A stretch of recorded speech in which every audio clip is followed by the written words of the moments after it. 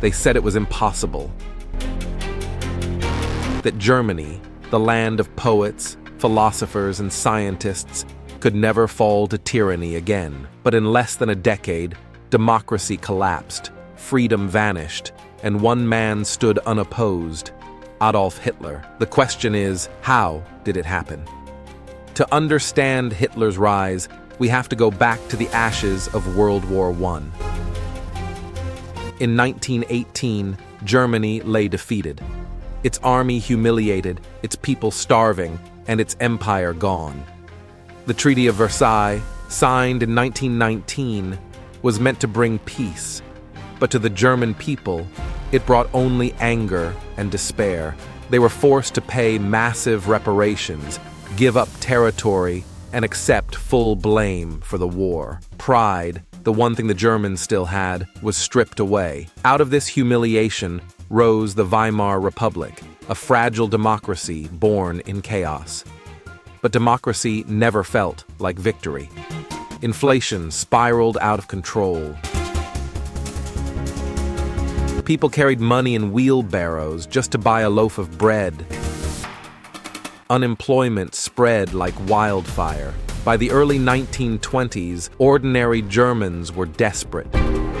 Desperate for order, desperate for hope, desperate for someone to blame. And that's when a failed artist from Austria found his voice. Adolf Hitler, a man who had fought in the trenches during the Great War, began speaking in Munich's beer halls. He raged against the Treaty of Versailles. He blamed the Jews, the communists, and the politicians he claimed had stabbed Germany in the back. But unlike other angry men, Hitler had something rare: the ability to make people listen. His words carried fire. His eyes, fury. His promises, intoxicating. In 1923, he tried to seize power by force in what became known as the Beer Hall Putsch. It failed miserably. Hitler was arrested and thrown into prison. But prison didn't silence him, it transformed him. During those months behind bars, he wrote a book that would become his blueprint for power: Mein Kampf, My Struggle.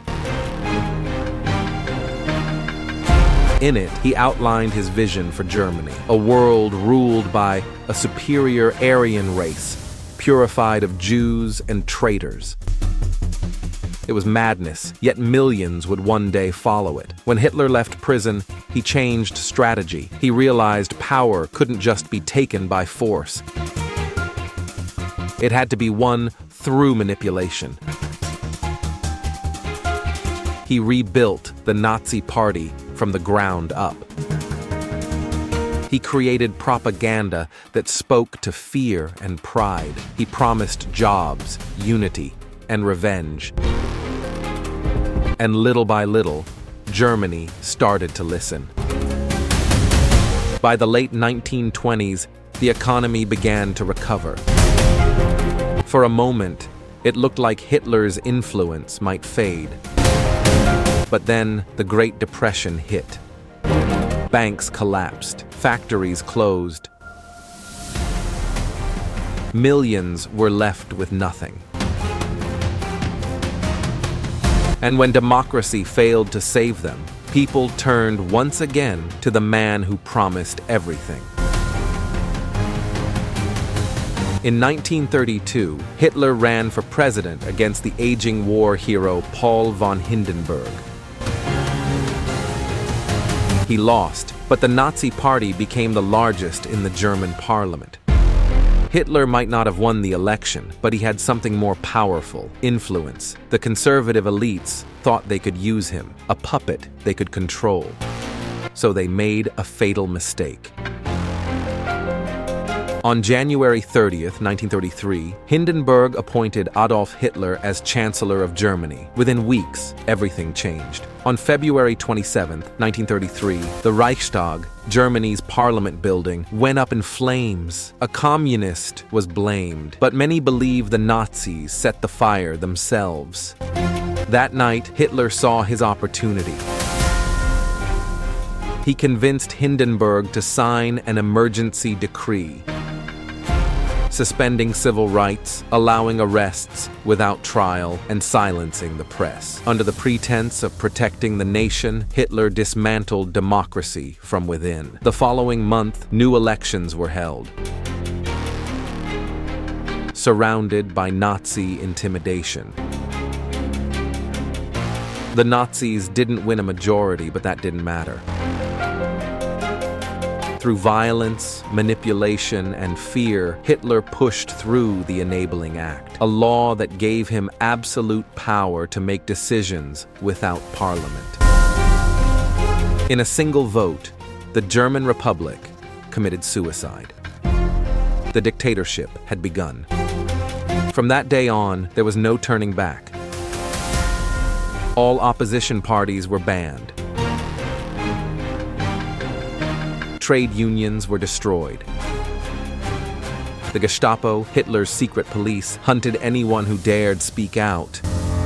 Books were burned. Children were taught to worship the Führer, and those who questioned vanished. When President Hindenburg died in 1934, Hitler merged the presidency with his own office. He no longer answered to anyone. The German army swore an oath, not to the nation, not to the Constitution, but personally to Adolf Hitler.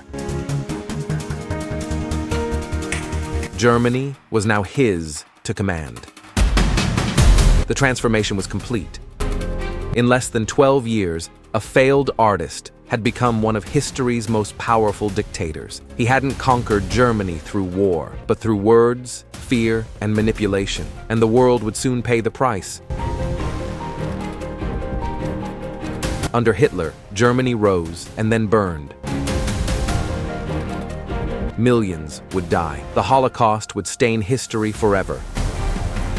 Cities would crumble, empires would fall, and the dream Hitler promised would end in ashes, the same way it began. But perhaps the greatest tragedy isn't just what Hitler did, it's how easily he did it. Because it didn't begin with death camps or gas chambers. It began with speeches, with propaganda, with silence, from those who thought it wasn't their problem. By the time the world realized what was happening, it was already too late. So how did Hitler take over Germany? He didn't seize power. He was given it by a nation that had lost hope, by leaders who underestimated him, and by citizens who chose comfort over courage. And that's the terrifying truth about history. Dictators don't rise because they are strong. They rise because people stop believing that freedom is worth fighting for.